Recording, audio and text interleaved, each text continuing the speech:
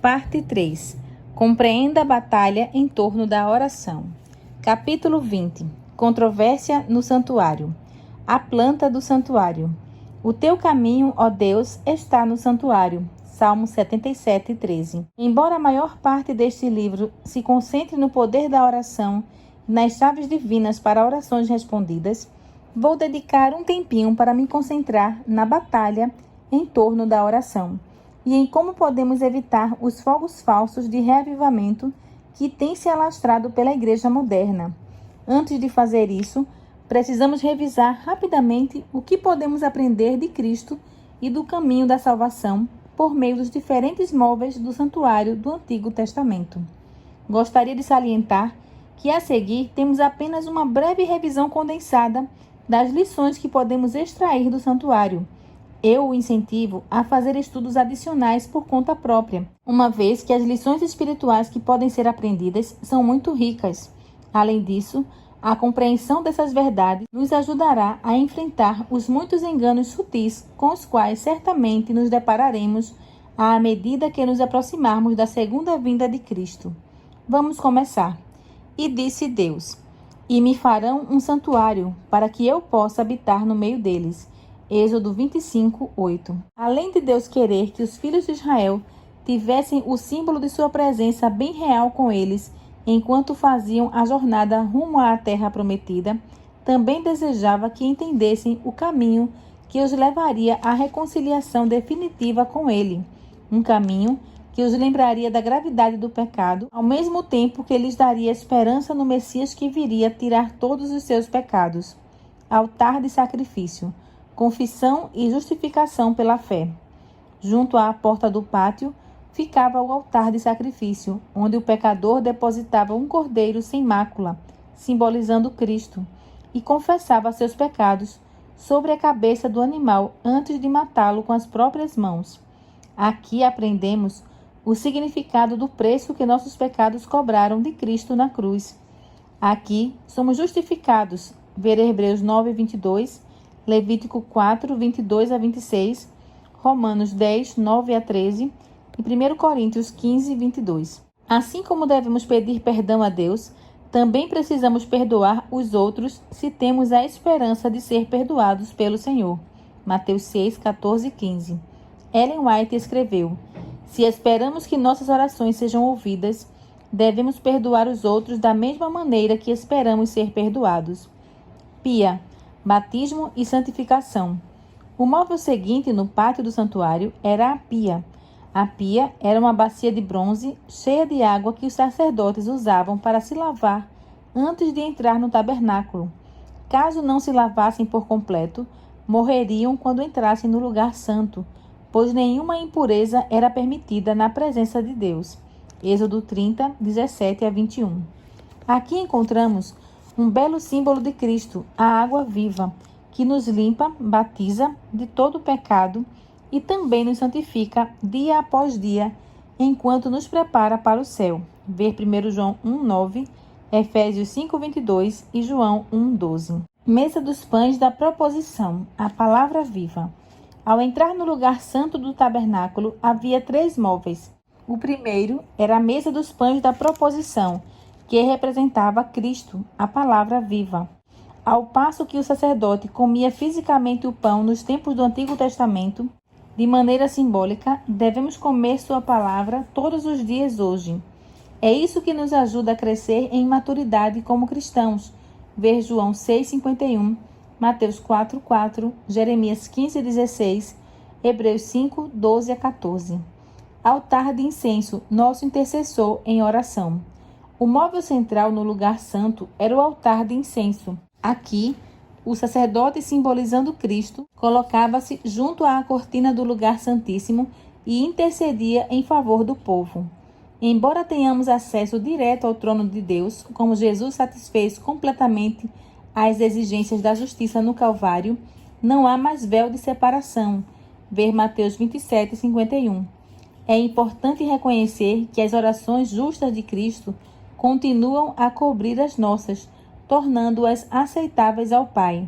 Sem a intercessão dele, nossas orações hoje seriam em vão. Os cultos, as orações, o louvor, a penitente confissão do pecado sobem dos crentes fiéis, qual incenso ao santuário celestial, mas, passando através dos corruptos canais da humanidade, ficam tão maculados que, a menos que sejam purificados por sangue, jamais podem ser de valor perante Deus.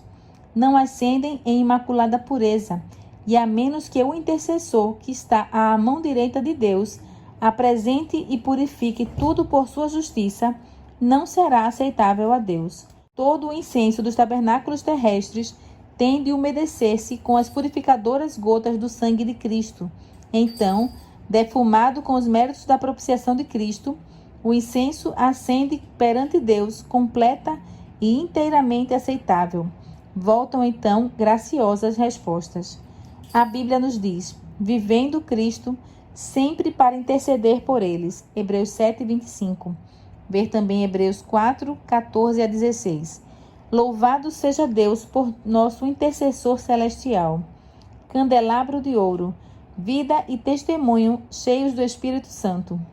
O último móvel dentro do lugar santo era o candelabro de ouro, ou candeeiro de 7 velas, que iluminava o lugar santo e permanecia sempre aceso. Essa luz representa o Espírito Santo, que dia após dia continua a queimar, aproximando-nos de Cristo, convencendo-nos do pecado e dando poder à nossa vida e ao nosso testemunho. Ver Êxodo 25, 31 a 40, 37 e 8, João 8, 12, João 16, 13 e Salmo 119, 105. Arca da Aliança, lugar da morada de Deus. O último móvel do santuário, a Arca da Aliança, ficava além do véu, conforme já mencionado, dentro do lugar santíssimo. Em cima da Arca da Aliança ficava o propiciatório, um tipo de trono guardado por 2 querubins de ouro, onde o próprio Deus descia para habitar com Israel. Êxodo 25, 22. Somente o sumo sacerdote tinha permissão para entrar no lugar santíssimo, e apenas uma vez por ano, no dia da expiação. É significativo destacar que a Arca da Aliança continha 3 itens: uma panela de maná, simbolizando a importância da provisão diária de Deus, ver Êxodo 16, a vara de Arão, que floresceu e produziu amêndoas, simbolizando a importância da liderança escolhida por Deus, ver Números 16, e os 10 mandamentos, escritos em tábuas de pedra pelo dedo do próprio Deus, simbolizando a importância da lei imutável de Deus. Ver Êxodo 20, 31, 18 e Malaquias 3, 6. Conflito no santuário. Satanás obteve êxito ao separar a humanidade de Deus quando levou Adão e Eva a pecar no jardim do Éden. Em seguida, tentou impedir Cristo de vencer quando ele veio à Terra morrer pelos pecados da humanidade. Felizmente, o inimigo falhou miseravelmente e o caminho se abriu por meio de Cristo para nosso retorno. Agora, o principal objetivo de Satanás é nos impedir de seguir esse caminho até o lar. A inspiração nos diz: o adversário procura continuamente obstruir o caminho para o trono de misericórdia, para que não obtenhamos, por meio da súplica fervorosa e fé, graça e poder para resistir à tentação. Satanás sabe o que acontecerá se realmente entendermos as verdades bíblicas encontradas no santuário. Ele sabe o que acontecerá se encontrarmos o caminho de volta ao propiciatório no lugar santíssimo. Por causa disso, tem feito horas extras ao longo dos séculos, não só para anular essas belas verdades, como também para criar várias falsificações espirituais eficazes. Infelizmente, ele tem obtido grande sucesso. O esboço a seguir, compilado por meu amigo pastor Ivor Myers em seu best-seller Operation Blueprint, Earth's Final Movie, Plano de Ação, o último filme da Terra, mostra como Satanás tem procurado destruir as verdades simbolizadas pelo santuário. Ao relembrar as maneiras de adulteração do projeto divino a seguir, devemos reavaliar onde nos encontramos espiritualmente e estudarmos para nos apresentar a Deus, não aos homens aprovados. 2 Timóteo 2,15. a porta de acesso ao santuário. Em João 14,6, Cristo nos diz: Eu sou o caminho e a verdade e a vida. Ninguém vem ao Pai senão por mim. No entanto, há quase 6.000 anos, Satanás tem procurado cegar os olhos das pessoas, tentando convencê-las de que há outros caminhos para se chegar ao Pai, sem passar pelo Filho. Podemos entender como ele conseguiu êxito ao levar em conta o seguinte: o altar de sacrifício. Embora os rituais de sacrifício fossem praticados pelos líderes judeus antes da vinda de Cristo, após esse acontecimento, por causa das influências seculares de Roma pagã sobre a Igreja nos primeiros séculos depois de Cristo, o perdão dos pecados, somente pela fé no sangue de Cristo, foi substituído por falsificações e tradições criadas pelo ser humano, quer por meio da prática de penitência e indulgência, quer pelo mérito das boas obras, quer pela observância de rituais religiosos. Passou a ser ensinado que a salvação era obtida por esforço e obras humanas. Conforme as formas tenham mudado ao longo dos anos, a falha doutrina das obras pessoais continua a ser defendida por muitos professos cristãos hoje. Isso está em oposição direta à verdade bíblica da salvação somente pela fé. Ver Efésios 2, 8 e 9 e Tito 3, 5 e 6. A pia. O batismo por escolha e imersão foi substituído pelo batismo infantil por aspersão. Os cristãos não precisavam mais fazer uma escolha pessoal para ser salvos. Bebês eram considerados salvos se tivessem passado pelo batismo. Essa filosofia de uma vez salvo, salvo para sempre, nega não só a liberdade de escolha, como também todo o processo bíblico de santificação em andamento, realizado somente quando cedemos ao poder do Espírito Santo dia após dia. Infelizmente, ela ainda é adotada por muitos cristãos na atualidade. Isso está em oposição direta à verdade bíblica do batismo, da santificação e da entrega diária. Ver Efésios 4, 5, Provérbios 4, 18, 1 Tessalonicenses 4, 3 a 8 e Ezequiel 3, 20. A mesa dos pães da proposição.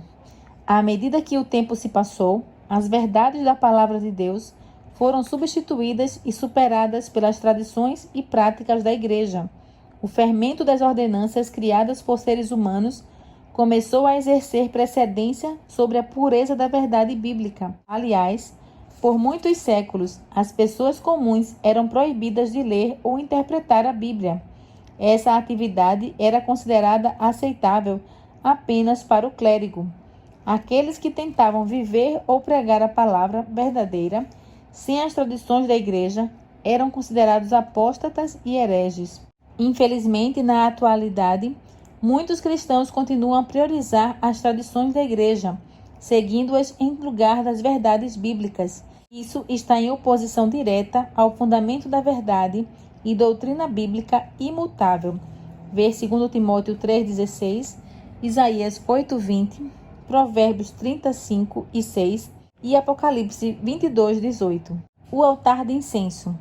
Em vez de ir a Cristo, nosso intercessor, para levar diretamente ao nosso Pai Celestial nossas confissões e orações, os seres humanos orquestraram um confessionário no qual um sacerdote humano assenta-se no lugar de Deus, ouvindo as confissões do povo.